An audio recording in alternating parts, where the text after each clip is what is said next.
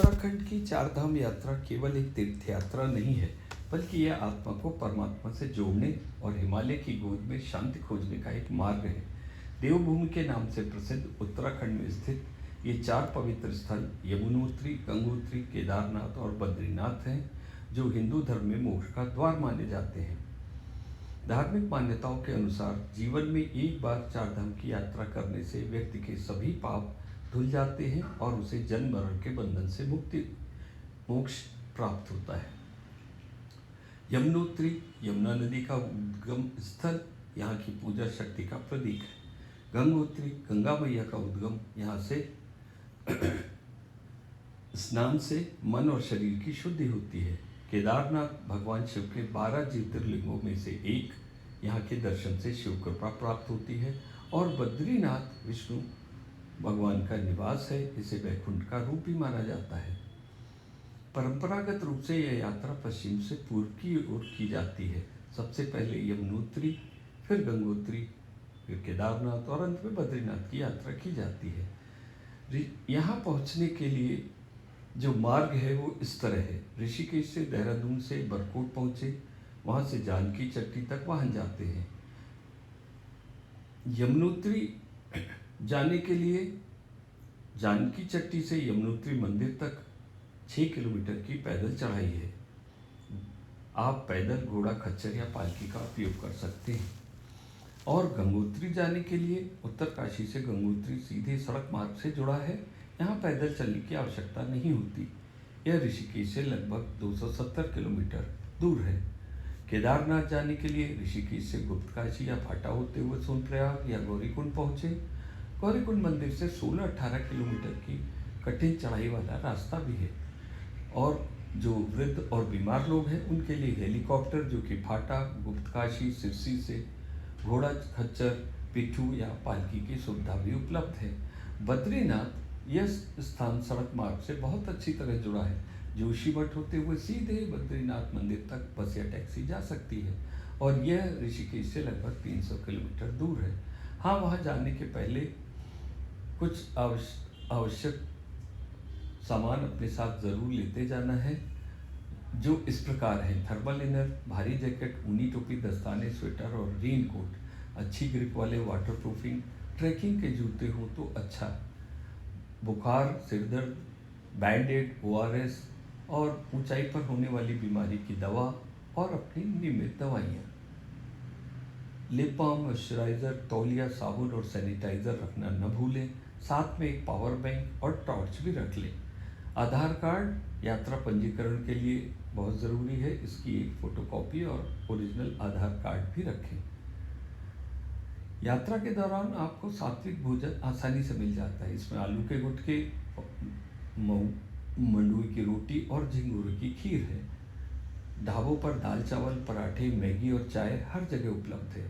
अपने साथ सूखे मेवे, चॉकलेट, ग्लूकोज ज़रूर रखें ताकि ट्रैकिंग के दौरान ऊर्जा बनी रहे।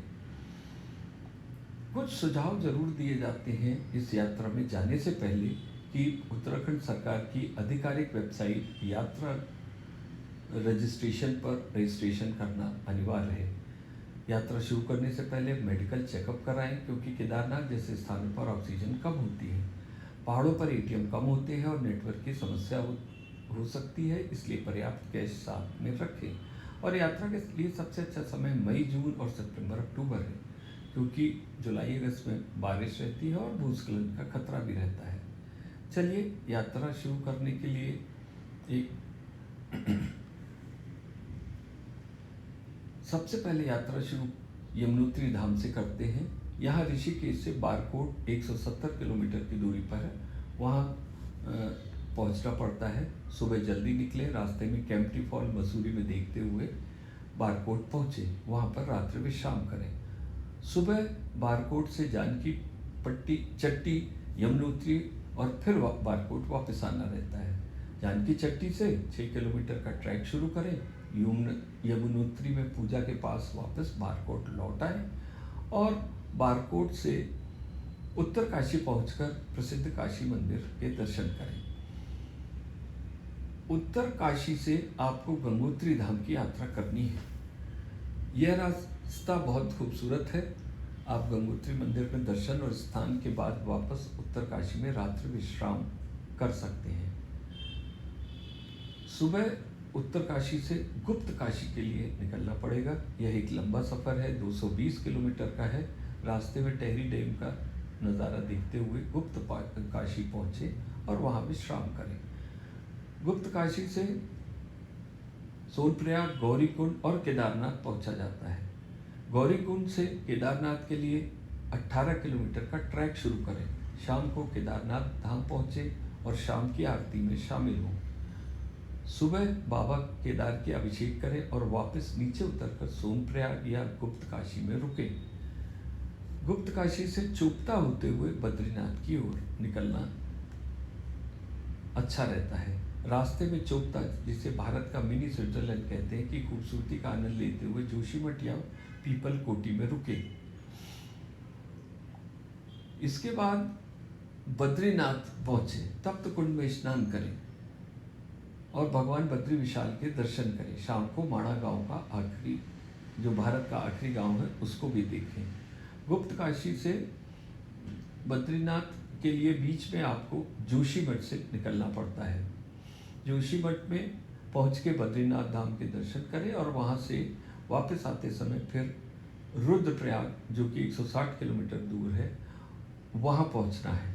रास्ते में विष्णुप्रयाग, नंदप्रयाग और कर्णप्रयाग होते हुए रुद्रप्रयाग पहुंचे और रुद्रप्रयाग से ऋषिकेश, हरिद्वार पहुंचना रहता है। रास्ते में देवप्रयाग, वहाँ पर अलकनंदा और भागीरथी मिलकर गंगा बनाती हैं, वहाँ दर्शन करें। शाम को ऋषिकेश की गंगा आरती ज़रूर देखें और सुबह ऋषिकेश के स्थानीय मंदिरों का भ्रमण करते हुए आप घर की ओर वापसी कर सकते हैं।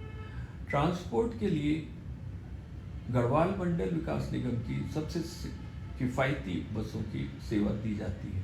ये ऋषिकेश, हरिद्वार के बस स्टैंड से उपलब्ध होती हैं बसें। यदि आप परिवार के साथ हैं तो बेलोरो या इनोवा बुक कराना आरामदायक रहता है। इनका खर्चा 45,000 से 60,000 तक हो सकता है।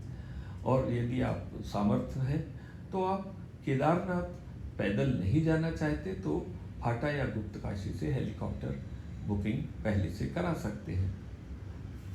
यात्रा के लिए पंजीकरण बहुत ज़रूरी है। आप टूरिस्ट केयर उत्तराखंड ऐप या वेबसाइट से ऑनलाइन बायोमेट्रिक रजिस्ट्रेशन ज़रूर कराएं।